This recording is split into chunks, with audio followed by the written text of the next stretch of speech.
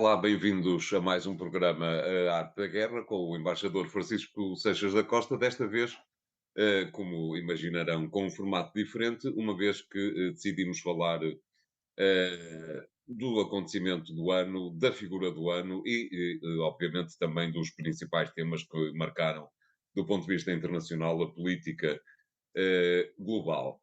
Como é evidente e como é absolutamente impossível de ultrapassar, o acontecimento do ano é a invasão russa à Ucrânia, que aconteceu em 24 de fevereiro do ano passado.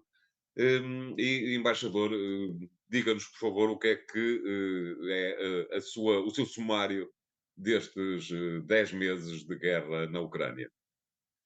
Eu começaria só 2 meses antes, quando, em Certo. dezembro de 2021, Sergei Lavrov enviou uma carta, com uma espécie de condições para o apaziguamento do relacionamento entre o leste e o oeste, em particular entre os Estados Unidos e a Rússia.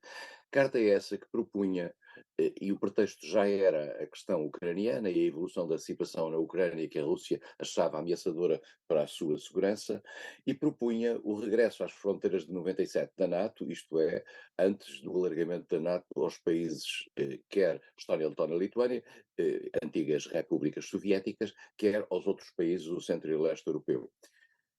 Na altura, a carta foi vista, parecia algo que era assim uma espécie de um desabafo russo relativamente ao seu mal-estar.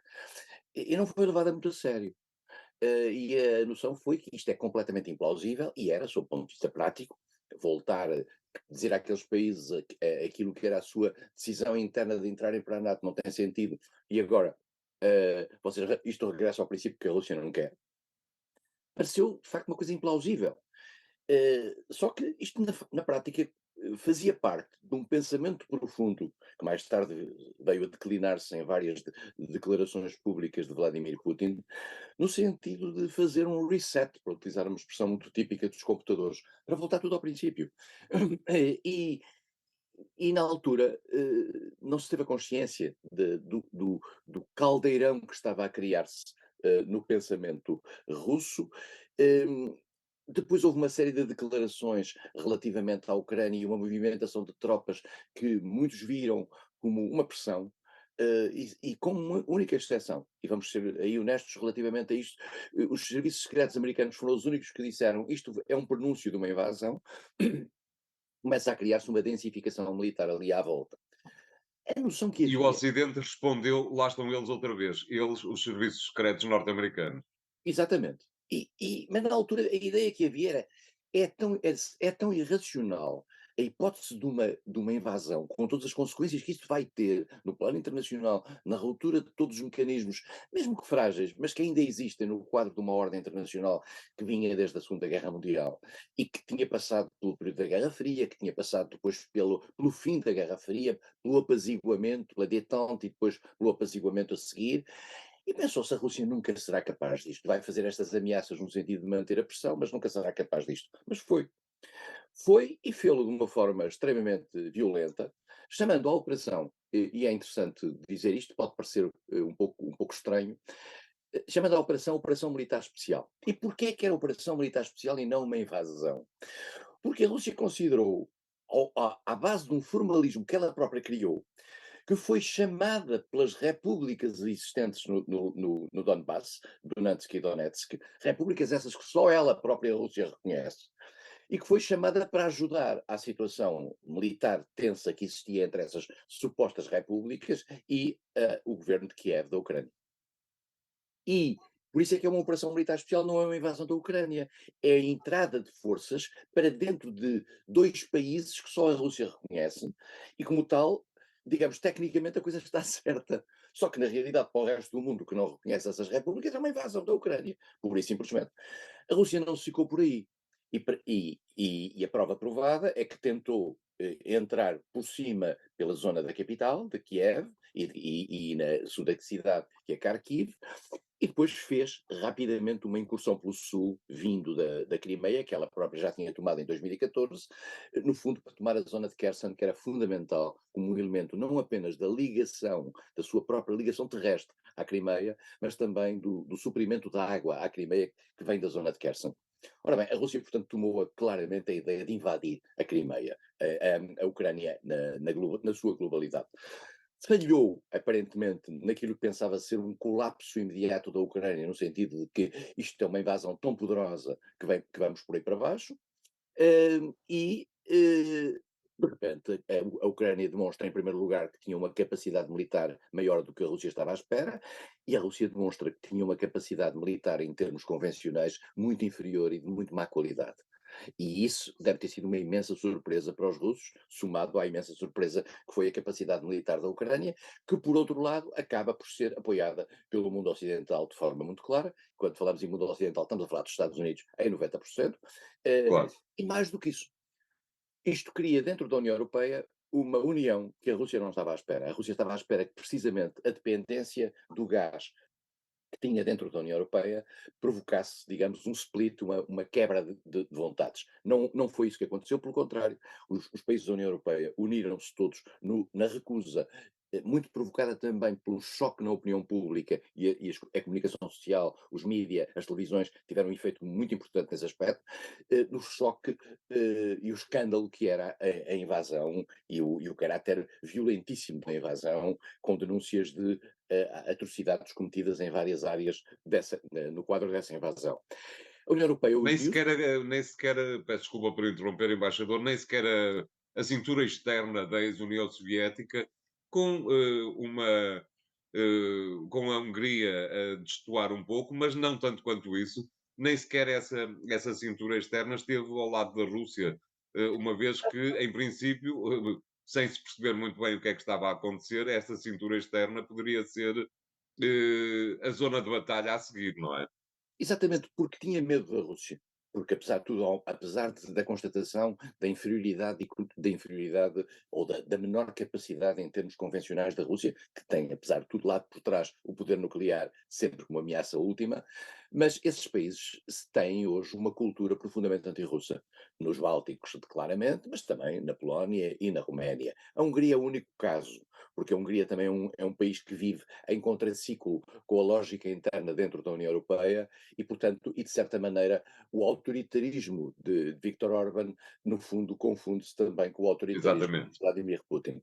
E, claro. portanto, a União Europeia foi capaz de montar um rápido pacote de sanções que passavam parte delas por questões de natureza financeira, saída da Rússia de vários sistemas, etc., coisa que com uma dimensão que a Rússia nunca teve à espera.